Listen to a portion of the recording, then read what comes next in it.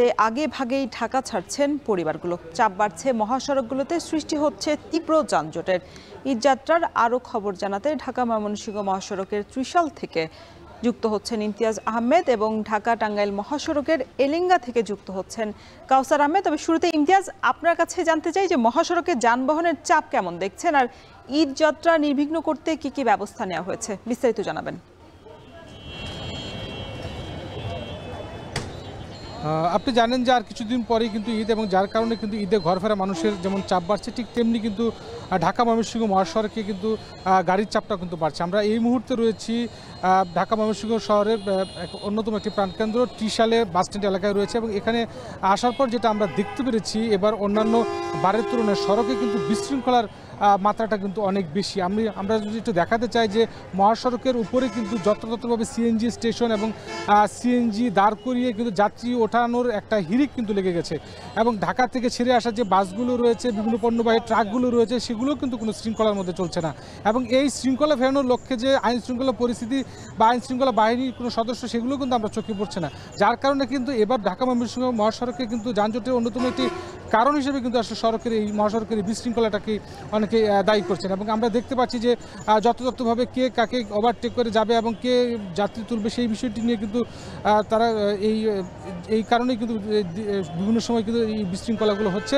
এবং এর আগে আমরা আগে সংযোগে যেটা আমরা দেখতে পেয়েছিলাম, চুরখাই এলাকায় কিন্তু সারিবদ্ধভাবে বালির ট্রাক দাঁড় করিয়ে রাখা হয়েছে রাস্তার উপরে, যার কারণে কিন্তু যানজটের সৃষ্টি হয়েছে। এবং সবচেয়ে বড় সমস্যাটা হলো যে এই সময়টাতে এসে সড়কে কিন্তু একটা ঝুঁকি থেকে যায় দুর্ঘটনার, যে দুর্ঘটনার বেশিরভাগই কিন্তু আসলে এই বালিবাহিত ট্রাকগুলোর কারণে হয়। এবং সেই বারবারই কিন্তু আসলে যারা সাধারণ যাত্রী রয়েছেন, যারা বাস চালক রয়েছেন, যারা ড্রাইভার রয়েছে, তারা বলছিলেন যে আসলে এই মহাসড়ক থেকে আসলে বিভিন্ন স্ট্যান্ড এবং থ্রি হুইলার সহ যে বাড়িবাহী ট্রাকগুলো রয়েছে, সেগুলো অপসারণের জন্য আমরা বিভিন্ন জায়গাগুলোতে সকাল থেকেই ঘুরছিলাম। আসলে এখানে ঘোরার পর যেটা দেখলাম যে সড়কের সবচেয়ে বড় যে এখনও যে বিশৃঙ্খলা এবং বিভিন্ন মাঝখান থেকে যে যাত্রী ওঠানামা করা, সেটি কিন্তু থামছে না। এবং দেদারসি কিন্তু সড়কে অটো, সিএনজি মতো যে থ্রি হুইলারগুলো রয়েছে, সেগুলো কিন্তু চলাচল করছে, এবং সড়কে কিন্তু এই যাত্রায় কিন্তু ঝুঁকি কিন্তু একটু থেকেই যাচ্ছে।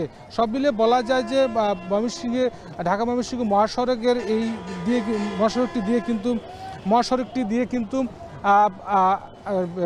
নেত্রকোনা, শেরপুর, জামালপুর, কিশোরগঞ্জ, টাঙ্গাইল, বগুড়া, রাজশাহী সহ বিভিন্ন এলাকার কিন্তু যাত্রীরা কিন্তু ঢাকা থেকে যে গাড়িগুলো ছেড়ে আসে, তারা কিন্তু সেখানে যায়। এবং এখন পর্যন্ত কিন্তু যেটা দেখতে পাচ্ছি যে আগে ভাগেই কিন্তু অনেক যাত্রী কিন্তু আসলে ঈদে বাড়ি ফিরছেন, এবং পণ্যবাহী যে গাড়িগুলো রয়েছে, সেগুলো কিন্তু যাত্রা পাচ্ছে। সুতরাং চাপটা কিন্তু মহাসড়কে গাড়ির বেড়েই চলেছে। সব মিলিয়ে এই ছিল ময়মনসিংহ থেকে আমার কাছে সর্বশেষ।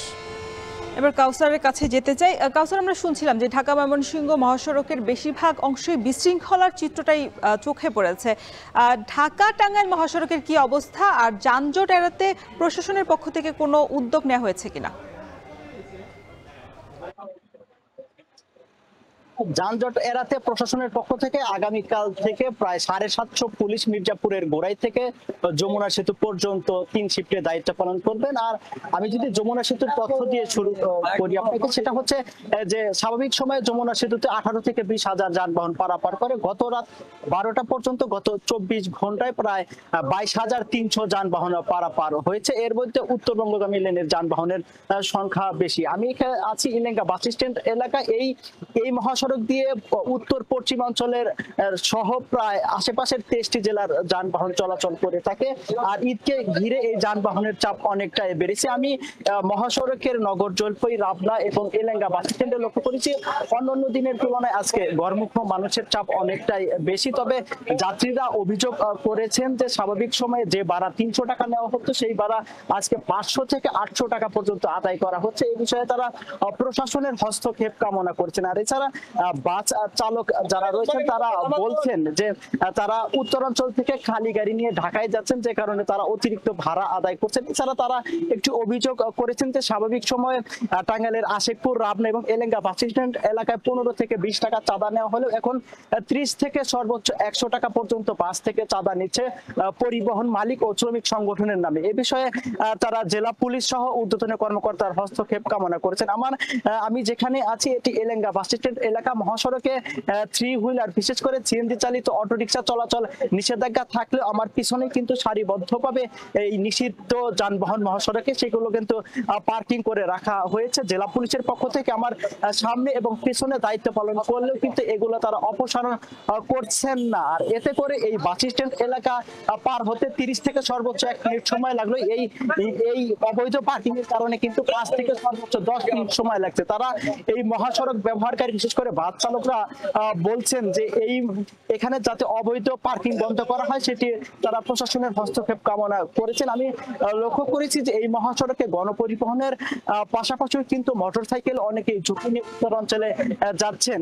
আমার সাথে একজন চালক জানিয়েছেন, তিনি বলছেন যে ঢাকা থেকে এই এলেঙ্গা পর্যন্ত আসতে তার 2 ঘন্টা সময় লেগেছে। তিনি বলছেন যে আগামীতে যদি টোলে যদি সমস্যা না হয় তাহলে খুব একটা যানজট হবে না, তবে সেতু 2 লেন হওয়ায় তারা কিন্তু যানজটের সংখ্যা করছেন। তো এই ছিল আমার কাছে ঢাকা টাঙ্গাইল যমুনা সেতু মহাসড়কের সবশেষ তথ্য। মহাসড়কে ঈদ যাত্রার সবশেষ খবর জানাতে আমাদের সাথে যুক্ত ছিলেন সহকর্মীরা। এবার অন্য প্রসঙ্গ।